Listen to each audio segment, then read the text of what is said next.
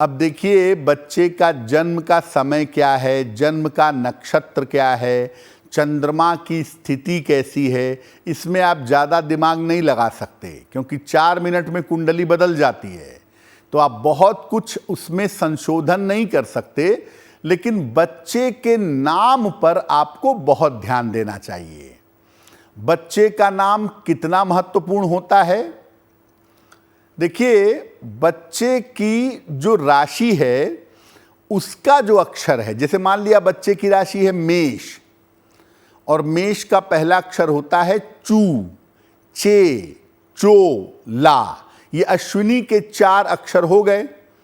अब मान लिया बच्चे की राशि का नाम चे अक्षर से आता है, तो उसको आप जान लीजिए कि आपके बच्चे का नाम चेत है या चेला राम है, लेकिन चे अक्षर से बच्चे का नाम नहीं रखेंगे। यानी जो राशि नाम का अक्षर है उससे बच्चे का नाम रखना शुभ नहीं होगा। आपके बच्चे की कुंडली में कोई ना कोई ग्रह मजबूत जरूर होगा। ऐसा तो हो ही नहीं सकता कि बच्चे की कुंडली में सारे ग्रह चौपट हों। तो जो ग्रह कुंडली में मजबूत है उसके अक्षर से बच्चे का नाम रखना अनुकूल होगा।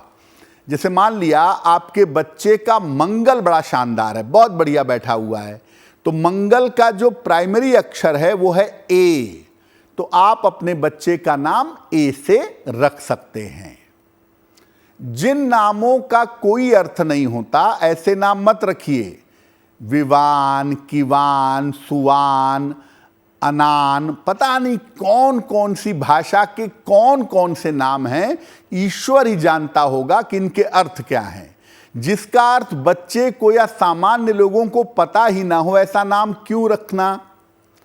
आपके पास संस्कृत जैसी इतनी अद्भुत भाषा है और उसमें सहस्त्र नाम हैं, हजारों लाखों नाम आपको मिलेंगे और एक से एक सुंदर नाम मिलेंगे जिनका सार्थक अर्थ होगा।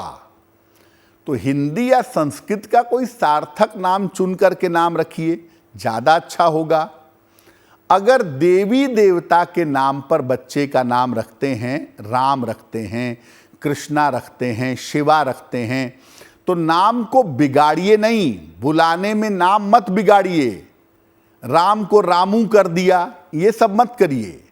जो भगवान का नाम बच्चों का नाम रखा जाता है वो इसलिए रखा जाता है कि आप उसी बहाने भगवान का नाम बार बार उच्चारण करेंगे, और जब बार बार नाम उच्चारण करेंगे तो आपके नाम मंत्र का जप होगा। इसीलिए पहले देखिए लोग नाम क्या रखते थे, शिव प्रकाश, कृष्ण दयाल, राम अवतार, वो इसीलिए रखते थे कि इसी बहाने परमात्मा का स्मरण होगा। लेकिन अब लोग अगर भगवान का नाम रखते भी हैं तो कृष्णा को किशनवा कहने लगते हैं।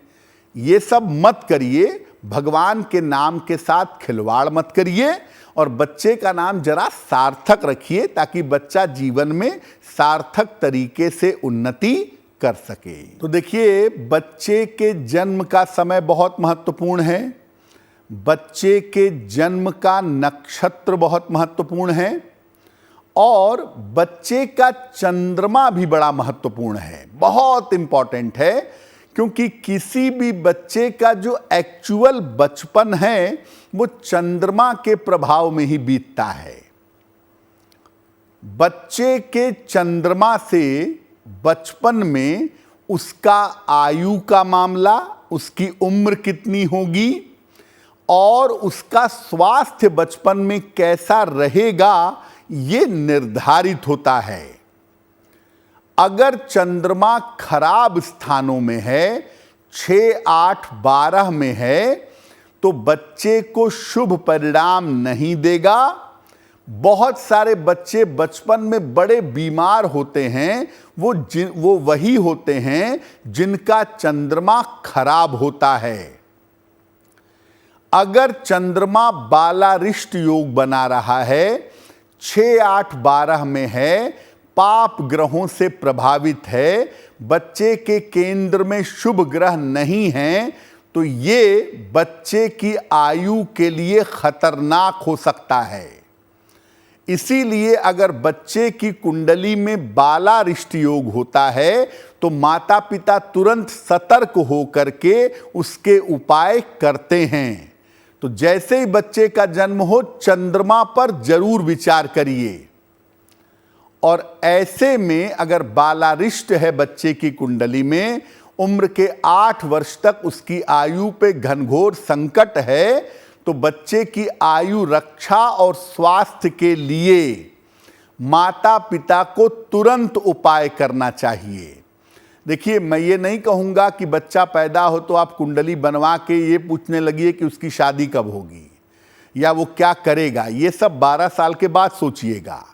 लेकिन इतना जरूर देख लीजिए या इतना किसी विद्वान ज्योतिषी से जरूर दिखवा लीजिए कि मेरे बच्चे का जन्म हो गया है। इसके लिए पहले 8 साल में कोई संकट तो नहीं है, क्योंकि ज़्यादातर जो बालारिष्ट का संकट होता है वो पहले 8 साल में होता है। और अगर वो संकट है और आप उसको नज़रअंदाज कर देंगे तो आपको बड़ी तकलीफ होगी, उसका प्रभाव अगर एक्टिव हो जाता है तो। अगर आप मुझसे जुड़ करके अपनी समस्याओं का समाधान चाहते हैं और चाहते हैं कि आपकी समस्याओं को ज्योतिष के माध्यम से सुलझाया जाए, तो आप हमसे संपर्क कर सकते हैं, जुड़ सकते हैं एस्ट्रो तक पर।